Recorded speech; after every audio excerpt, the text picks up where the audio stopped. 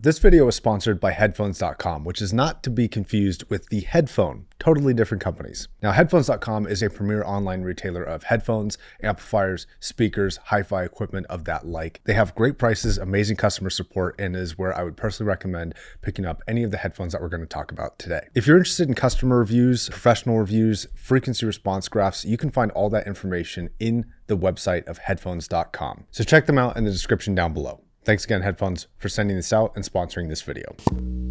I noticed it driven by jealousy. But my soul is nothing you own. No. So HEDD and Headphones are different. HEDD is a different company entirely than Headphones.com, even though this is called the HEDD, HEDD phone. And this is their version 2. Now, HEDD is primarily known as a studio monitor company, and for that, I respect them quite a lot. In the studio monitor space, they seem to be adding a lot of value where other companies are missing out, and I love that about them. However, the Headphone V2, I'm not mad, I'm just disappointed. It's really not that good. Today, we're going to be jumping into a bunch of reasons as to why, going from anecdotal experience with this headphone and also looking at some frequency response graphs and shedding some light on some major issues that this headphone has. Now, the very first headphone I actually didn't review. And the reason I didn't review it is because I didn't think that I would like it. And I hate going into a review thinking that I'm not going to enjoy something because I don't like doing the review.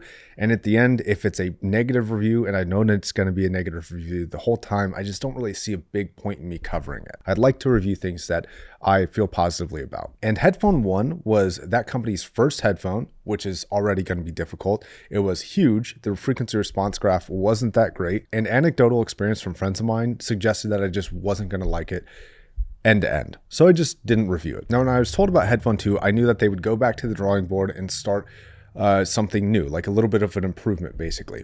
And so I accepted the review, especially because I hadn't heard any experience. I hadn't seen any graphs on it.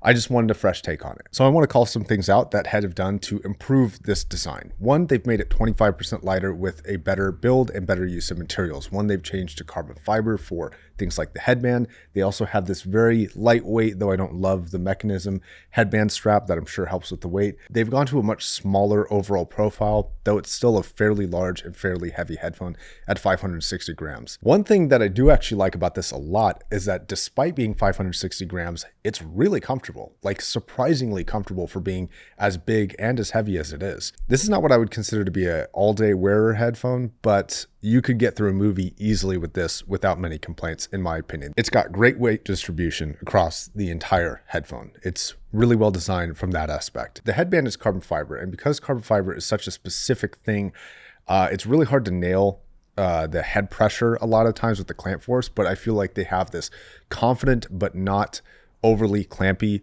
pressure that just nails it, kind of hugging your head without feeling like it's really holding your head down. I like that. However, I do have to say that the overall build, the cups and the yoke mechanism, they just feel a little bit plasticky and a little bit cheap. A great example of this is that this unit is actually already broken. Like the right ear cup spins without hardly any resistance.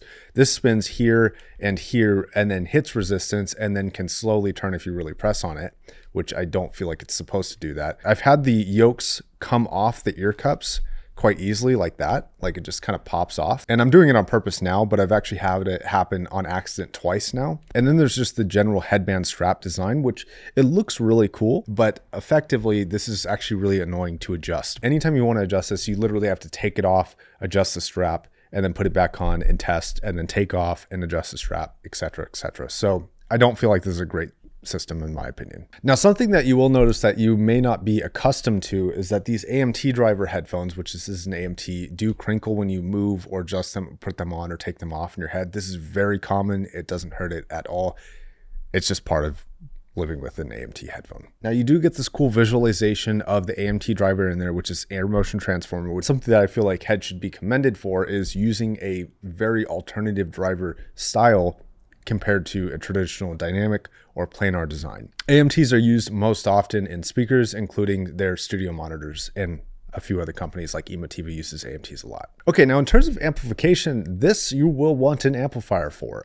It is only 40 ohms, but the sound pressure level is like 89 dB. So you need quite a bit of juice to run this. It is less efficient than most headphones you will come across, despite the relatively low impedance value. Anecdotally, this also performs a lot better on solid state amplifiers than it does tube amplifiers.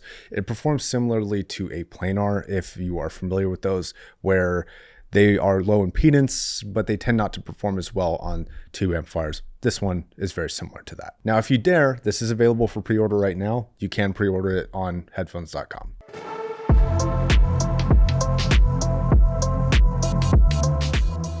Okay, let's talk about sonic performance. The thing that keeps this from furthest feeling like a $2,000 headphone, which is what they're asking for, is a substantial bass roll-off in the sub bass. This thing hits a brick wall where it just kind of flattens out. The roll-off is so severe, it actually reminds me a lot of speakers where they just, at a certain point, just stop. This has quite poor bass response for the money. The song No Peace by Sam Smith, the beginning bass hits in that intro really do not hit with a lot of authority or punch to them. They hit very flat. In fact, a headphone which is not known for bass, the HD 600, actually hits with more dynamic slam than this headphone at substantially more, like 6 to 7 times less expensive of a headphone, is producing better bass, even as a headphone that isn't known for bass. Now, from what I know from headphones.com, they measured a different unit than this, and the headphone that they measured also had a very substantial bass drop off. This graph actually doesn't really do it justice. It actually feels flatter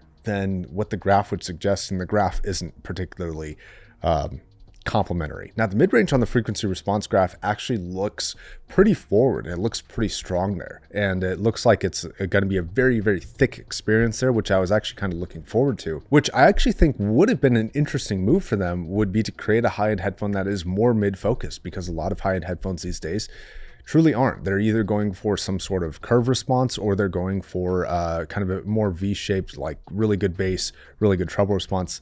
Not a whole lot of super mid-range forward headphones. This headphone, despite seeming a little overbearing on the FR graph, is actually subjectively quite pleasing to the ear. It's not quite as forward for the mids as something like the HD 600 is in terms of like vocal presence, but it feels very natural and actually really well controlled throughout most of the mid-range. I don't know if this would be considered a reference for me though, because you have songs like Infinitely Repeating from Daft Punk, where the first minute is supposed to feel incredibly thick and full and syrupy, and this is just a little bit under that. It can't quite hit you with the thickness of that song, and I think part of that is the mid-range delivery, and I think part of that is the sub-bass lack of delivery. The overall mid-range, while maybe not a great technical performer, I actually would consider subjectively to be really enjoyable, and I like it quite a lot. Now, when it comes to the treble response, graph-wise, it looks like it underperforms. Coming out of a $2,000 headphone, I think the performance here is a little bit undesirable. It's a little bit weaker in the treble response than other headphones, though it's got kind of a trade-off, and I will admit, it is nice to listen to a headphone that isn't like screeching your ear off with high end, trying to push out as much detail as it possibly can. The flip side of that coin is that it isn't quite as detailed sounding as a lot of other headphones are. And I think that if you're not really getting the benefits of a strong detail performing headphone, the benefits of this driver type just really aren't apparent to me. I don't see where this really stands out anywhere. Headphones like the Focal Clear MG are just substantially better for mid-range in my opinion, a lot more complete, and have that better focus there than this does, especially when it comes to like an internal sound staging position. And the bass clearly isn't a advantage, and neither is a treble response or sound staging. So that kind of leaves me with why this driver type. I really don't see why continue to move forward with this for a headphone at least. The treble response is an overall darker picture, but there is a little bit of a pickup, a little bit of a rise in about 12 to 15K. And that does actually do a lot to finish instruments, to really finish off things like strings and to make them seem relatively detailed there. And it's not a detailed headphone. It just doesn't really strike me as a super fast, super detailed headphone. The Heifman's HE1000 SE, which has dropped down to $2,000 now, so right along with this, while the tuning isn't perfect in its own ways, and it's definitely got its benefits and drawbacks, in terms of pure detail response, that is a far more detailed sounding headphone than this is. Now, I can already sort of predict how the comments on this particular section are going to go. One is going to say, okay, well, they're achieving more detail because the frequency response is more forward, so it's sort of cheating. And I would say that that is sort of true in terms of how they're achieving it, but you still have to deal with the simple fact that at the end of the day, one sounds more detailed regardless of why than the other. And this just relative to a lot of other $2,000 headphones actually doesn't really sound that detailed. And I think a lot of that is how dark the treble response is.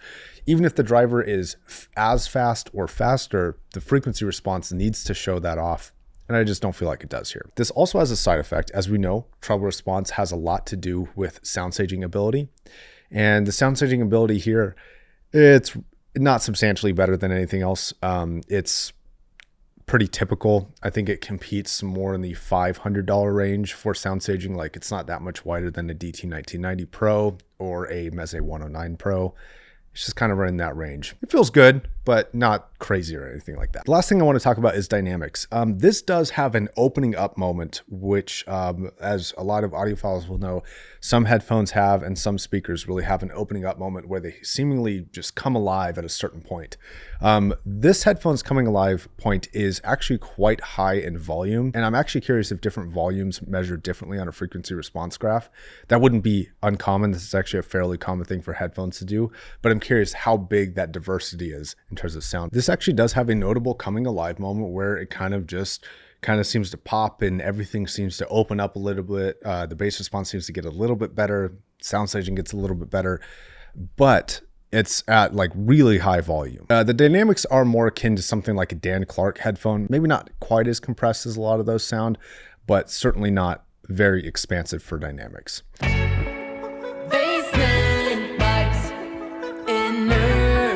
So this leads me to the conclusion. This is a heavy headphone that's not built particularly well, doesn't have great bass, has okay mid-range for the money, and not really good treble response or dynamics or sound staging. I just don't really see a reason for this headphone to exist. I do know that it's harsh, and I don't really take a lot of joy in saying that to a company like HEDD, which I both respect and understand that this is only their second version of the headphone. But at the end of the day, you're asking $2,000 for this headphone, and I just don't really see how it's worth that money. Now, as far as tuning, there's a lot of people out there. There's probably a decent amount of people who will even like this tuning over a lot of other things that I personally like, and that's perfectly okay. I would list this headphone under the category of just go listen at a show. That's where you're going to get your best understanding of this headphone. I personally would not recommend pre-ordering this. If you're looking for my personal recommendations, I have a couple. If you like sound staging in detail, I would pick the Audio Organic over this, or the HG1000 SE, if sound staging and detail retrieval are your main priorities. If you're looking for overall studio performance, especially in terms of build toughness, because that's a huge factor for studio environments, the LCDX is where I would go. It's got a more balanced frequency response. I think it sounds a lot more dynamic and live at more reasonable volumes. It's also easier to drive than this, which is going to be an advantage in the studio environment. And it's built a lot better. For mid-range, I would pick the Focal Clear MG pretty much every day of the week. I think it's also going to have better treble response. It's also better built, and it's also going to have better bass response and a better mid-range focus than this does, unfortunately. You can pick all of those up at headphones.com, so I will drop links to those as well. Okay, so I'm curious what you guys thought. Please leave it in the comments down below. I would like to take this opportunity to really ask you guys to provide constructive feedback for either me or HEDD. If there's a clear reason for this headphone to exist and I just missed it, please let me know. But instead of it just being a hate fest, one direction, people who love HEDD, or people who are against it, I would like it to be constructive. Where could you see them making positive adjustments? Because this is still pre-ordered. They still have a chance to make a headphone that is a better performer than what I have in front of me right now.